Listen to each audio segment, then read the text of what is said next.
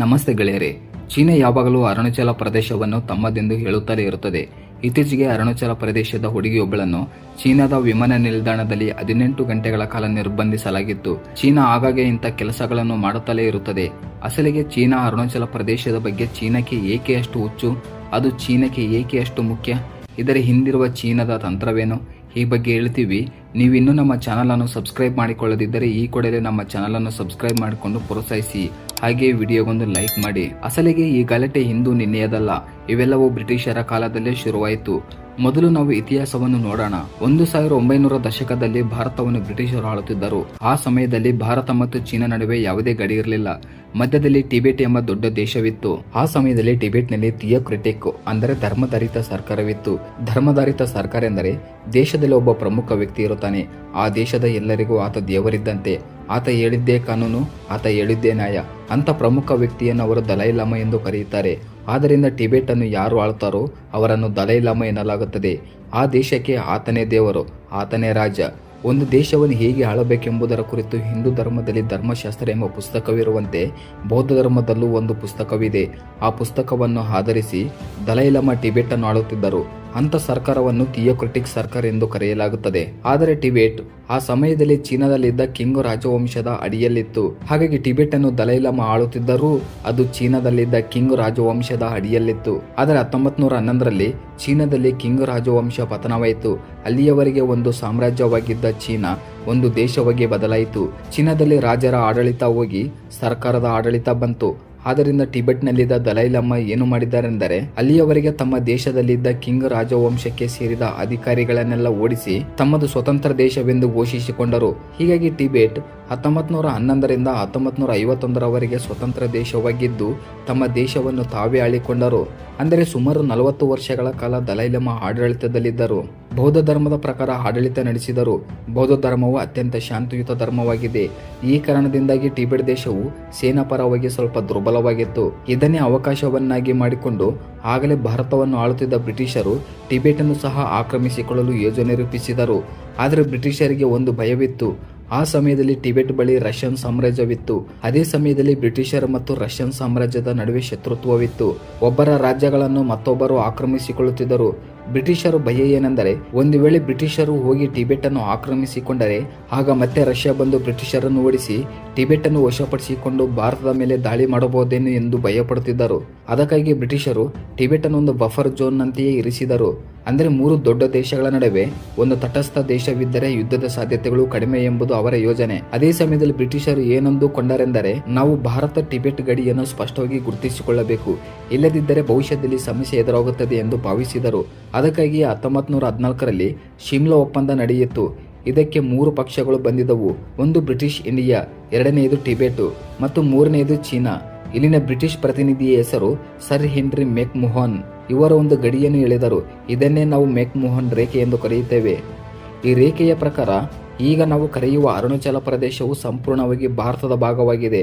Tibet ಪ್ರತಿನಿಧಿ ಇದಕ್ಕೆ ಒಪ್ಪಿ ಸಹಿ ಹಾಕಿದರು. ಆದರೆ ಚೀನಾ ಪ್ರತಿನಿಧಿ ತಾವು ಸಹಿ ಮಾಡುವುದಿಲ್ಲ ಎಂದು ಹೇಳಿ ಹೊರಟು ಹೋದರು.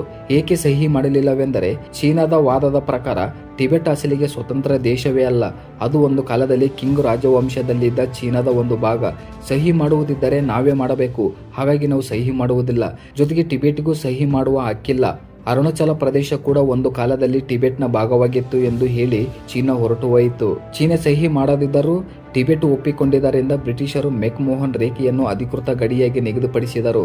ಇತಿಹಾಸವನ್ನು ಗಮನಿಸಿದರೆ ಅರುಣಾಚಲ ಪ್ರದೇಶವು ಎಂದಿಗೂ ಟಿಬೆಟ್ನ ಸಾಮ್ರಾಜ್ಯದ ಅಡಿಯಲ್ಲಿರಲಿಲ್ಲ. ಅಸಲಿಗೆ ಅದು ಯಾವುದೇ ಸಾಮ್ರಾಜ್ಯದ ಅಡಿಯಲ್ಲೂ ಇರಲಿಲ್ಲ. ಅಲ್ಲಿ ಬುಡಕಟ್ಟು ಗುಂಪುಗಳು ಇದ್ದರು. ಅವರು ತಮ್ಮ ಪಾಡಿಗೆ ತಾವು ಬದುಕುತ್ತಿದ್ದರು. ಅರುಣಾಚಲ ಪ್ರದೇಶದಲ್ಲಿರುವ ತವಾಂಗ್ ಎಂಬ ಪ್ರದೇಶ ಮಾತ್ರ 1680ರ ದಶಕದಲ್ಲಿ ಟಿಬೆಟ್ನಲ್ಲಿತ್ತು.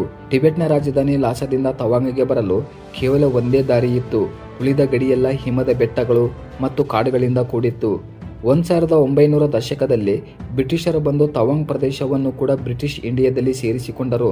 1914ರಲ್ಲಿ ನಡೆದ ಶಿಮ್ಲಾ ಒಪ್ಪಂದದಲ್ಲಿ ಮೆಕ್ ಮೋಹನ್ ರೇಖೆಯ ಮೂಲಕ ತವಾಂಗ್ ಅನ್ನು ಅಧಿಕೃತವಾಗಿ ಬ್ರಿಟಿಷ್ ಇಂಡಿಯಾದಲ್ಲಿ ವಿಲೀನಗೊಳಿಸಿದರು. ಅದಕ್ಕೆ ಟಿಬೆಟ್ ಕೂಡ ಒಪ್ಪಿಕೊಂಡಿತ್ತು. ಮಧ್ಯದಲ್ಲಿ ಚೀನಾದ ದಬ್ಬಳಿಕೆ ಏನೆಂಬುದು ಯಾರಿಗೂ ಅರ್ಥವಾಗಲಿಲ್ಲ. ಅರುಣಾಚಲ ಪ್ರದೇಶವನ್ನು ಆಗ ನೇಫಾ ಎಂದು ಕರೆಯುತ್ತಿದ್ದರು, ಅಂದರೆ ನಾರ್ತ್ ಈಸ್ಟ್ ಫ್ರಂಟಿಯರ್ ಏಜೆನ್ಸಿ. 1942ರಲ್ಲಿ ಭಾರತಕ್ಕೆ ಸ್ವಾತಂತ್ರ್ಯ ಸಿಕ್ಕಿತು. ಬ್ರಿಟಿಷರು ಹೊರಟು ಹೋದರು. ಭಾರತವು ಮೆಕ್ಮೋಹನ್ ರೇಖೆಯನ್ನು ಗಡಿಯಾಗಿ ಪರಿಗಣಿಸಿತ್ತು. ಆದರೆ ಚೀನಾ ಅಲ್ಲೇ ಒಂದು ದೊಡ್ಡ ಆಟವಾಡಿತ್ತು. 1950ರಲ್ಲಿ ಚೀನಾದಲ್ಲಿ ಕಮ್ಯುನಿಸ್ಟ್ ಪಾರ್ಟಿ ಅಧಿಕಾರಕ್ಕೆ ಬಂತು. ಮಾವ ಜಡಂಗ ನೇತೃತ್ವದಲ್ಲಿ ಕಮ್ಯುನಿಸ್ಟ್ ಪಾರ್ಟಿ ಅಧಿಕಾರಕ್ಕೆ ಬಂದ ತಕ್ಷಣ ಮಾಡಿದ ಮೊದಲ ಕೆಲಸ ಏನು ಗೊತ್ತಾ? ಟಿಬೆಟ್ ಅನ್ನು ಆಕ್ರಮಿಸಿಕೊಂಡರು. ಟಿಬೆಟ್ ಎಂಬ ಶಾಂತಿಯುತ ದೇಶವನ್ನು ಚೀನಾ ತನ್ನ ಸೈನ್ಯದ ಮೂಲಕ ಹತ್ತಿಕ್ಕಿ ತನ್ನೊಳಗೆ ಸೇರಿಸಿಕೊಂಡಿತ್ತು. ಇದರಿಂದಾಗಿ ಭಾರತ ಮತ್ತು ಚೀನಾ ನಡುವೆ ಇದ್ದ ಬಫರ್ ಝೋನ್ ಕಣ್ಮರೆಯಾಯಿತು. ಅಂದಿನಿಂದ ಚೀನಾ ಟಿಬೆಟ್ ತಮ್ಮದೆಂದು ಹೇಳುತ್ತಿದೆ. ಹೀಗಾಗಿ ಟಿಬೆಟ್ನ ಭಾಗವಾಗಿರುವ ಅರುಣಾಚಲ ಪ್ರದೇಶ ಕೂಡ ತಮ್ಮದೇ ಎನ್ನುತ್ತಿದೆ. ಆರಂಭದಲ್ಲಿ ತವಾಂಗ್ ಪ್ರದೇಶ ತಮ್ಮದೆಂದು ಶುರು ಮಾಡಿ ನಿಧಾನವಾಗಿ ಅರುಣಾಚಲ ಪ್ರದೇಶ ಪೂರ್ತಿ ತಮ್ಮದೆಂದು ಹೇಳಲು ಪ್ರಾರಂಭಿಸಿದರು.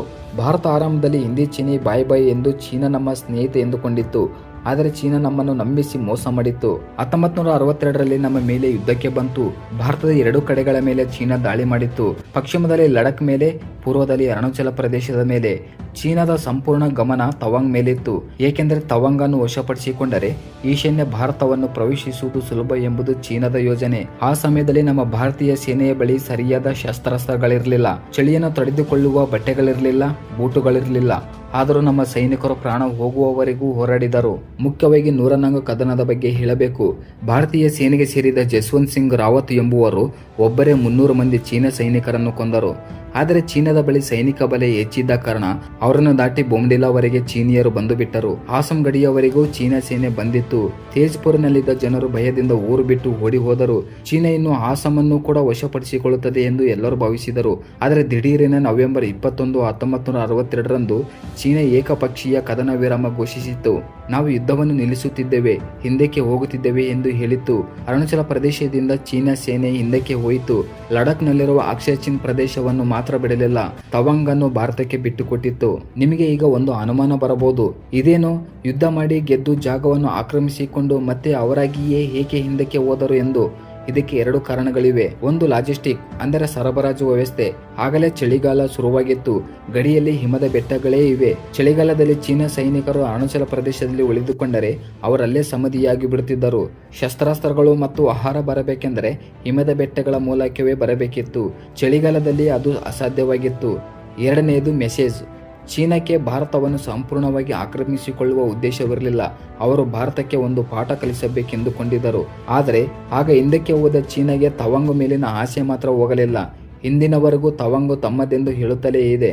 ಚೀನಾಗೆ ತವಾಂಗ್ ಮೇಲೆ ಏಕೆ ಇಷ್ಟೊಂದು ಹುಚ್ಚು?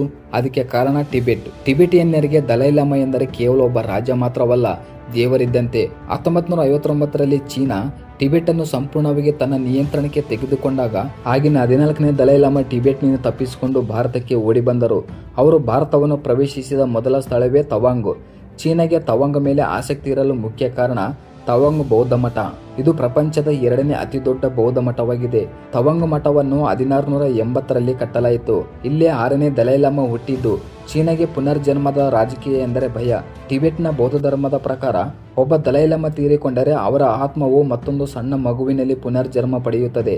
ಆ ಮಗುವನ್ನು ಹುಡುಕಿ ಮುಂದಿನ ದಲೈಲಾಮಾ ಎಂದು ಘೋಷಿಸುತ್ತಾರೆ. ಈಗಿರುವ 14ನೇ ದಲೈಲಾಮಾ ವಯಸ್ಸಾದವರು. ನಾಳೆ ಅವರು ತೀರಿಕೊಂಡರೆ ಮುಂದಿನ ದಲೈಲಾಮರನ್ನು ಅವರೇ ಆಯ್ಕೆ ಮಾಡಬೇಕು. ಆ ಮೂಲಕ ಟಿಬೆಟಿಯನ್ನರೆಲ್ಲರನ್ನೂ ನಿಯಂತ್ರಿಸಬಹುದು ಎಂಬುದು ಚೀನಾದ ಯೋಜನೆ. ಆದರೆ ಈಗಿರುವ ದಲೈಲಾಮಾ ಏನೆಂದು ಹೇಳಿದರೆಂದರೆ, ನನ್ನ ಪುನರ್ಜನ್ಮವು ಚೀನಾ ನಿಯಂತ್ರಣದಲ್ಲಿರುವ ಟಿಬೆಟ್ನಲ್ಲಿ ಆಗುವುದಿಲ್ಲ, ಒಂದು ಸ್ವತಂತ್ರ ದೇಶದಲ್ಲಿ ಆಗುತ್ತದೆ. ಸ್ವತಂತ್ರ ದೇಶ ಎಂದರೆ ಎಲ್ಲಿ? ಭಾರತ. ಭಾರತದಲ್ಲಿ ಟಿಬೆಟಿಯನ್ ಬೌದ್ಧ ಧರ್ಮದ ಮುಖ್ಯ ಕೇಂದ್ರ ಯಾವುದು? ತವಾಂಗ್. ಆದ್ದರಿಂದ ಚೀನಾದ ಭಯವೇನೆಂದರೆ, ನಾಳೆ ಬೆಳಿಗ್ಗೆ ಮುಂದಿನ ದಲೈಲಾಮಾ ತವಾಂಗ್ನಲ್ಲಿ ಹುಟ್ಟಿದರೆ ಅಥವಾ ತವಾಂಗ್ನಿಂದ ಆಯ್ಕೆಯಾದರೆ ಆಗ ಟಿಬೆಟಿಯನ್ನರೆಲ್ಲರೂ ಭಾರತದ ಕಡೆ ನೋಡುತ್ತಾರೆ. ತವಾಂಗ್ನಲ್ಲಿ ಹುಟ್ಟಿದ ದಲೈಲಾಮಾ ಒಂದು ವೇಳೆ ನೀವೆಲ್ಲರೂ ಚೀನಾ ವಿರುದ್ಧ ತಿರುಗು ಬೀಳಿ ಎಂದು ಕರೆ ನೀಡಿದರೆ ಟಿಬೆಟ್ ಮೇಲಿರುವ ಚೀನಾದ ಹಿಡಿತ ತಪ್ಪಿ ಹೋಗುತ್ತದೆ. ಅದಕ್ಕಾಗಿಯೇ ತವಾಂಗ್ ಅನ್ನು ವಶಪಡಿಸಿಕೊಳ್ಳಬೇಕೆಂದು ಚೀನಾ ನೋಡುತ್ತಿದೆ. ಈಗ ನಾವು ಸೇನಾ ದೃಷ್ಟಿಕೋನದಿಂದ ನೋಡೋಣ. ಅರುಣಾಚಲ ಪ್ರದೇಶವು ಭಾರತಕ್ಕೆ ಒಂದು ಆಯಕಟ್ಟಿನ ಆಸ್ತಿ. ಚೀನಾಕ್ಕಂತೂ ಇದು ಭಾರತಕ್ಕೆ ಪೆಟ್ಟು ನೀಡಲು ಒಂದು ಲಾಂಚ್ ಪ್ಯಾಡ್ ಇದ್ದಂತೆ. ಪಶ್ಚಿಮ ಬಂಗಾಳದಲ್ಲಿ ಒಂದು ಸಣ್ಣ ಪ್ರದೇಶವಿರುತ್ತದೆ. ಇದನ್ನು ಸಿಲಿಗುರಿ ಕಾರಿಡಾರ್ ಎಂದು ಕರೆಯುತ್ತಾರೆ. ಇದಕ್ಕೆ ಮತ್ತೊಂದು ಹೆಸರು ಇದೆ, ಚಿಕನ್ ನೆಕ್, ಅಂದರೆ ಕೋಳಿಯ ಕುತ್ತಿಗೆ. ಇದರ ಅಗಲ ಕೇವಲ 20ರಿಂದ 22 ಕಿಲೋಮೀಟರ್ ಮಾತ್ರ ಇರುತ್ತದೆ. ಈ ಸಣ್ಣ ಜಾಗವು ಭಾರತೀಯ ಭೂಭಾಗವನ್ನು ಈಶಾನ್ಯ ಭಾರತದೊಂದಿಗೆ ಸಂಪರ್ಕಿಸುತ್ತದೆ. ರೈಲ್ವೆ ಲೈನ್ಗಳು, ರಸ್ತೆ ಮಾರ್ಗಗಳು, ಆಯಿಲ್ ಪೈಪ್ಲೈನ್ಗಳೆಲ್ಲವೂ ಇದರ ಮೂಲಕವೇ ಹೋಗಬೇಕು. ಚೀನಾದ ಮಾಸ್ಟರ್ ಪ್ಲಾನ್ ಏನೆಂದರೆ, ಯುದ್ಧ ಬಂದರೆ ಸಿಂಪಲ್ ಆಗಿ ಈ ಚಿಕನ್ ನೆಕ್ ಅನ್ನು ಕತ್ತರಿಸಿದರೆ ಆಗ ಭಾರತವನ್ನು ಈಶಾನ್ಯ ಭಾರತದಿಂದ ಬೇರ್ಪಡಿಸಬಹುದು. ಹಾಗೆ ಮಾಡಿದರೆ ಅರುಣಾಚಲ ಪ್ರದೇಶ, ಆಸಾಂ, ನಾಗಾಲ್ಯಾಂಡ್, ಮಣಿಪುರ, ಮಿಜೋರಾಂ, ತ್ರಿಪುರಾ ಮತ್ತು ಮೇಘಾಲಯ ಈ 7 ರಾಜ್ಯಗಳನ್ನು ಭಾರತದಿಂದ ಕಡಿತಗೊಳಿಸಬಹುದು. ಅದಕ್ಕಾಗಿಯೇ ಭಾರತ ಅರುಣಾಚಲ ಪ್ರದೇಶವನ್ನು ಅಷ್ಟು ಬಲವಾಗಿ ರಕ್ಷಿಸಿಕೊಳ್ಳುತ್ತಿದೆ. ಅರುಣಾಚಲ ಪ್ರದೇಶದಲ್ಲಿ ನಾವು ಪ್ರಬಲವಾಗಿದ್ದರೆ ಚೀನಾ ಸಿಲಿಗುರಿ ಕಾರಿಡಾರ್ ತಂಟೆಗೆ ಬರಲು ಭಯಪಡುತ್ತದೆ. ಇದಕ್ಕಾಗಿಯೇ ಭಾರತ ಸೇಲಾ ಸುರಂಗವನ್ನು ನಿರ್ಮಿಸಿದೆ. ಇದು 13,000 ಅಡಿ ಎತ್ತರದಲ್ಲಿರುವ ವಿಶ್ವದ ಅತಿ ಉದ್ದದ ದ್ವಿಪಥ ಸುರಂಗ ಮಾರ್ಗವಾಗಿದೆ. ಚಳಿಗಾಲದಲ್ಲಿ ಹಿಮದ ಕಾರಣ ತವಾಂಗ್ ಸಂಪರ್ಕ ಕಡಿತಗೊಳ್ಳುತ್ತಿತ್ತು. ಈಗ ಈ ಸೇಲಾ ಸುರಂಗದ ಮೂಲಕ 365 ದಿನಗಳ ಕಾಲ ಭಾರತೀಯ ಸೇನೆ ತವಾಂಗ್ಗೆ ಸುಲಭವಾಗಿ ಹೋಗಬಹುದು. ಶಸ್ತ್ರಾಸ್ತ್ರಗಳು ಮತ್ತು ಸೈನಿಕರನ್ನು ವೇಗವಾಗಿ ಕಳಿಸಬಹುದು. ಚೀನಾಕ್ಕೆ ಇದು ದೊಡ್ಡ ಆಘಾತ. ಮೂಲಸೌಕರ್ಯ ಅಭಿವೃದ್ಧಿಯಲ್ಲಿ ಭಾರತವು ಚೀನಾಗೆ ಸರಿಸಮನಾಗಿ ನಿಲ್ಲುತ್ತದೆ ಎಂದು ಅವರು ನಿರೀಕ್ಷಿಸಿರಲಿಲ್ಲ. ಹಾಗಾಗಿ ಅರುಣಾಚಲ ಪ್ರದೇಶದ ಮೇಲೆ ಚೀನಾಕ್ಕಿರುವ ಆಸಕ್ತಿ ಯಾವುದೋ ಒಂದು ಸಣ್ಣ ಕಾರಣಕ್ಕಾಗಿ ಅಲ್ಲ, ಇದು ಬಹು ಆಯಾಮದ ಸಮರ. ಚೀನಾದ ಬಳಿ 5 ಫಿಂಗರ್ಸ್ ಸ್ಟ್ರಾಟಜಿ ಇದೆ. ಟಿಬೆಟ್ ಎಂಬುದು ಅಂಗೈಯಾದರೆ ಲಡಾಖ್, ನೇಪಾಳ, ಸಿಕ್ಕಿಂ, ಭೂತಾನ್, ಅರುಣಾಚಲ ಪ್ರದೇಶ ಇವು 5 ಬೆರಳುಗಳು ಎಂದು ಮಾವೋ ಜಡಂಗ ಹೇಳಿದರು. ಈ ಎಲ್ಲ ಬೆರಳುಗಳು ಚೀನಾದ ನಿಯಂತ್ರಣದಲ್ಲಿರಬೇಕು ಎಂಬುದು ಅವರ ಕನಸು. ಆದರೆ ಭಾರತವು ಈಗ 1962ರಲ್ಲಿದ್ದ ಭಾರತವಲ್ಲ. ಸೇಲೆ ಟನಲ್, ರಫೇಲ್ ಜೆಟ್ಗಳು, ಬ್ರಹ್ಮೋಸ್ ಕ್ಷಿಪಣಿಗಳು, ಮೌಂಟೇನ್ ಸ್ಟ್ರೈಕ್ ಕಾರ್ಪ್ಸ್ ಇವೆಲ್ಲದರೊಂದಿಗೆ ಭಾರತ ಗಡಿಯಲ್ಲಿ ಬಲಿಷ್ಠವಾಗಿದೆ. ಅರುಣಾಚಲ ಪ್ರದೇಶ ಎಂದೆಂದಿಗೂ ಭಾರತದಲ್ಲೇ ಇರುತ್ತದೆ. ಆದರೆ ನಾವು ಎಚ್ಚರದಿಂದಿರಬೇಕು. ಚೀನಾದ ಹೆಜ್ಜೆಗಳನ್ನು ಗಮನಿಸುತ್ತಲೇ ಇರಬೇಕು.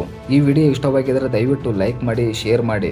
ಇಂಥ ಕುತೂಹಲಕಾರಿ ವಿಡಿಯೋಗಳಿಗಾಗಿ ನಮ್ಮ ಚಾನಲನ್ನು ಸಬ್ಸ್ಕ್ರೈಬ್ ಮಾಡಿ. ವಿಡಿಯೋ ಹಾಕಿದ ತಕ್ಷಣ ನೋಟಿಫಿಕೇಶನ್ ಬರಬೇಕೆಂದರೆ ಪಕ್ಕದಲ್ಲಿರುವ ಬೆಲ್ ಐಕನ್ ಮೇಲೆ ಕ್ಲಿಕ್ ಮಾಡಿ. ಧನ್ಯವಾದಗಳು.